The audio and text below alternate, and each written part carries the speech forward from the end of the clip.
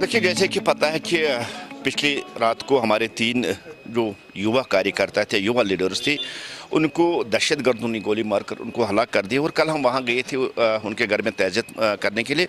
और आज उसी सिलसिले में जो हमारा तरीका रहा था ऑफिस में उनको श्रद्धांजलि देने के लिए, इसलिए आज हम यहाँ जमा हैं, उनको श्रद्धांजलि दे रहे हैं, उनकी फातेखानी यहाँ कर रहे हैं।